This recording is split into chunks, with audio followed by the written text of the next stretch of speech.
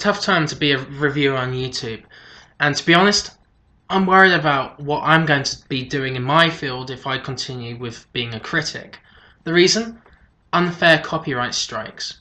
In Canada, you can use footage for research, private study, education, parody, satire, criticism, or review, and news reporting under sections 29, 29.1 and 29.2 of the Copyright Act of Canada.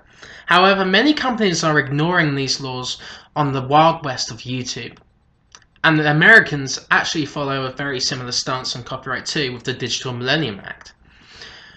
The content ID system is a major issue for the community.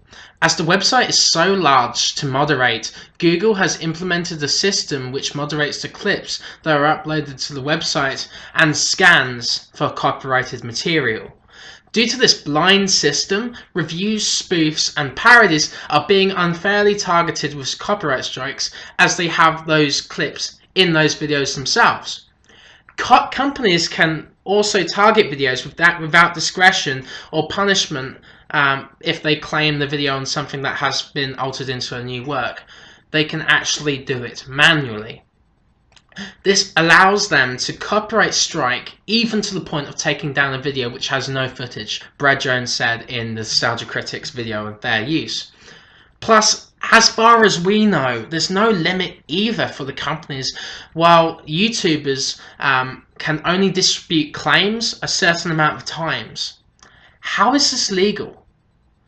If you are hit with copyright strikes, YouTube can limit your account's features, such as only having 15 minutes that you can upload per video, and most importantly, taking away monetization. YouTubers are using the platform as their career, as it has over 1 billion users on the website. Until recently, the company who claimed the copyright would receive all the money that the video would have earned during its initial lifespan.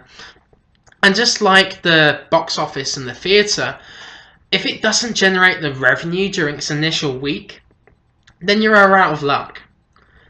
Thankfully, after criticism of the system, the website has introduced a new system which will put the funds on hold while the copyright decision is being organised. The problem is the lack of communication with that decision, and that it shouldn't be happening in the first place. In addition, during this time, YouTubers like the Nostalgia Critic again, he's a veteran film critic, he has to wait for weeks to get any response back. And when you're relying on YouTube as a career, that can be very detrimental to your life. Usually when someone files a claim for copyright, there is a notice of a lawsuit or a cease and desist letter, but with YouTube, the user cannot protect him or herself against the companies that are copyright claiming, as copyright strikes can be instant and they will not get a response from the website as to why. It is very one-sided to the companies, and the system is being abused, which leads to a dangerous precedent of censorship. YouTubers are being considered guilty before innocent, and that's not right.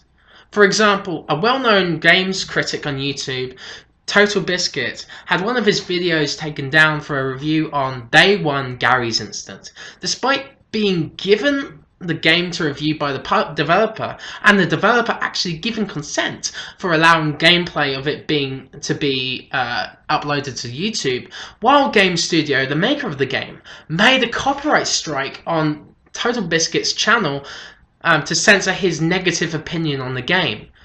After the outcry from fans about the incident and Total Biscuit's detailed response video, the strike was lifted. But what if this was a smaller channel or a smaller writer for a website?